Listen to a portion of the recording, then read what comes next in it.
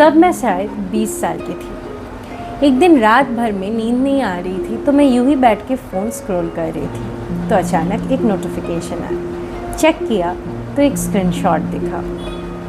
मैंने वो स्क्रीनशॉट खोल के देखा तो मैं चौकित रह गई। फ़ोन को अपने सीने के ऊपर रख के मैं सीलिंग की ओर देख के सोचने लगी। रिया से मैं क्लास 11th में स्कूल के पहले दिन मिली थी। स्कूल के पहले दिन नए स्कूल में जब किसी को नहीं जानती थी तो टिफ़िन ब्रेक में रिया अचानक आई, मेरे बगल में बैठी और अपना टिफ़िन मेरे और कर दी। मैंने भी उससे टिफ़िन लिया और वैसे ही हमारी दोस्ती की शुरुआत हुई। रिया मेरी वैसी दोस्त थी जिसे मैं कभी भी कॉल करके घंटों बातें कर सकती थी। क्लास 12th में जब मेरी ब्रेकअप हुई थी तो रिया मुझे हमेशा बोलती थी कि वो लड़का मेरे लिए सही नहीं है। पर जिस दिन सब ख़त्म हुआ तो मैं रिया को ही सबसे पहला कॉल करके 3 घंटा लगातार रोई थी। नहीं, रिया ने एक बार भी नहीं कहा था कि बोला तो था वो ख़राब है या सब तेरी गलती है। 3 घंटा शांत से लगातार मुझे सुनती रही, बस उतना ही चाहिए था। कॉलेज में जाती रिया की कॉलेज में एक अलग सी फ्रेंड सर्कल बन गई।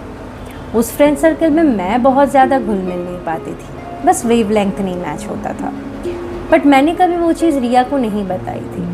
मुझे बस ऐसा लगता था कि समय के साथ परिवर्तन इज़ अ नेचुरल थिंग। तो मैं सोचती थी कि रिया अपने दोस्तों के साथ एंजॉय करे, मैं बस धीरे धीरे थोड़ा सा रिया से बातें कम करती थी। कॉलेज में मेरा एक क्लासमेट एक दिन अचानक किसी एक बात पे मुझ पे तंज कसने लगा।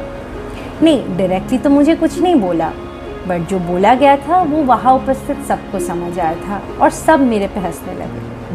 वहाँ तो मैंने कोई सीन क्रिएट नहीं किया, बस ऐसे मुंह मोड़ के आ गई थी। पर घर पहुँचते ही मैंने सबसे पहले रिया को कॉल करके सब बताया था। रिया ने भी मेरी पूरी बात सुन के बोला था, छोड़ ना यार, वो लड़का ऐसा ही है। रिया सही बोली थी, मैंने भी उस बात को छोड़ दिया था। और फिर मुझे मिलती है वो स्क्रीनशॉट एक ग्रुप चैट का, रिया और उसके कॉलेज के बाकी दोस्तों के साथ एक ग्रुप चैट का, जिस पे बातें मुझे लेके हो रही थी। बात इस बात पे हो रही थी कि मैं ओवर ड्रामेटिक हूँ। कोई ऐसा बोल रहा था कि यार हर बात पे ओवर सेंसिटिव बिहेव करती है, तो रिया उस पर हंस के ये जवाब दे रही थी कि हाँ यार बहुत ड्रामा क्वीन है। और वही स्क्रीनशॉट आज गलती से मेरे हाथ में पहुंच गया है। अगले दिन कॉलेज जाते ही मैं सबसे पहले रिया से मिली और उसको बोली कि अलग से बात करना है, और रिया को खुल के पूरी बात बताया। रिया का तो पहला सवाल यही था कि वो स्क्रीनशॉट तुझे किसने भेजा। तो मैंने बोला क्या फ़र्क पड़ता है। तो उसने बोला कि यार फ़र्क पड़ता है, तुझे पूरा कॉन्टेक्स्ट नहीं पता है। मैंने पूछा कि ज़रा बताना किस कॉन्टेक्स्ट पे ये सही होता है। फिर और क्या, बहुत झगड़ा हुई, दोनों के गले ऊंचे हुए, एक बात से दूसरी बात, दूसरी बात से तीसरी बात, पुरानी बातें भी निकलने लगी। हम दोनों रोते रोते एक दूसरे से अलग हो गए। जब उस दिन मैं घर पहुंची तो देखा माँ किचन में काम कर रही है। माँ को देखते ही मैं धीरे धीरे माँ के ओर बढ़ के उसके बगल में खड़ी हो गई। तो माँ मुझे देख के पूछी क्या हुआ। स्क्रीनशॉट से लेके झगड़े तक का पूरी बात मैंने धीरे धीरे माँ को पूरा बताया।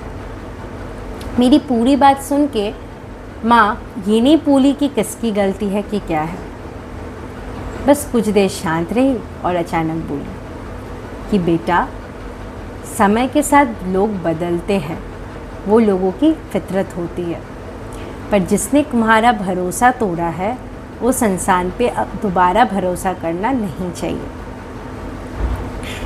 माँ की ये बात मेरे साथ रह गई।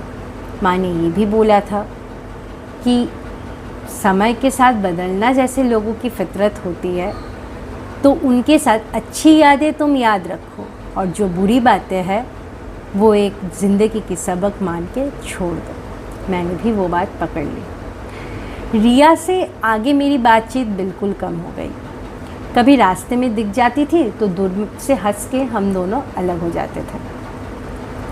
पर जब भी रिया को देखती थी तो हमेशा उसके साथ मुझे दोस्ती याद आ जाती थी।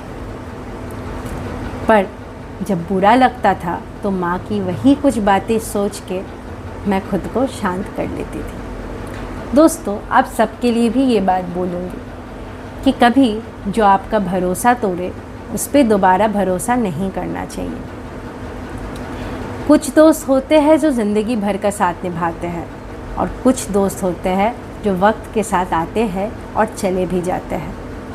उन्हें एक अच्छा सबक और ज़िंदगी की एक याद मान के छोड़ देना चाहिए। नमस्ते।